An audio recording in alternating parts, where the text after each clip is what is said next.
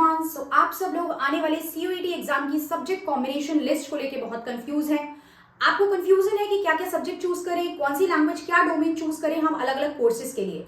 For example हमें BCom करनी है, बीकॉम ऑनर्स करनी है, हमें बीए इंग्लिश ऑनर्स करना है, हमें बीए जनरल करनी है, हमें बीए पॉल साइंस ऑनर्स करना है, हमें बीए इकोनॉमिक्स ऑनर्स करना है। तो हम क्या सब्जेक्ट लें और क्या कॉम्बिनेशन चूज करें ताकि बाद में कोई गड़बड़ ना हो और हमें प्रॉपर एडमिशन उस कोर्स में मिल सके।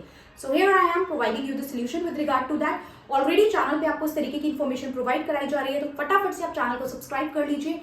CUET with education hotspot is the solution of all your problem. तो सब्सक्राइब कीजिए एंड शेयर कीजिए इस तरीके की मोर अपडेट के लिए। और आज की वीडियो में हम जानेंगे बीए इको ऑनर्स, अगर आपको स्टूडेंट्स को बीए इको ऑनर्स में एडमिशन लेना है तो आप क्या क्या सब्जेक्ट चूज करेंगे। देखिए, अपने डोमेन सब्जेक्ट चूज करना एज पर द कोर्स जिसमें आपको परस्यू करना है, ये बहुत ज्यादा इंपॉर्टेंट है। तो अगर आपको डीयू में बीए इको ऑनर्स करना है तो आप क्या क्या सब्जेक्ट ऑप्ट करेंगे। नंबर 1, एक लैंग्वेज लिस्ट है। देखिए, लैंग्वेज से रिलेटेड है जिसमें हिंदी, इंग्लिश, बंगाली, आसमीज, इस तरीके की लैंग्वेज आपको दी गई है।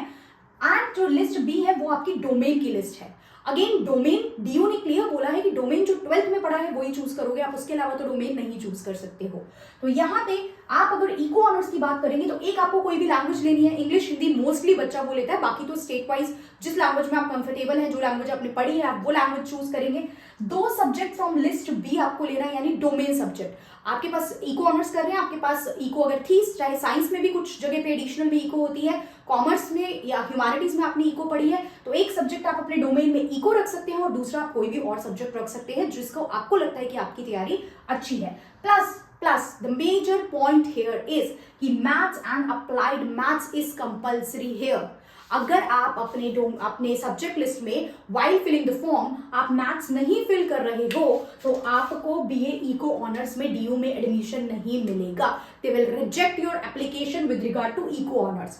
कोई और कोर्स आप ले लोगे बिल्कुल, लेकिन इको ऑनर्स नहीं मिलेगा। तो इको ऑनर्स के लिए मैथ्स इज कंपल्सरी, ये चीज ध्यान रखना है। This is the subject combination.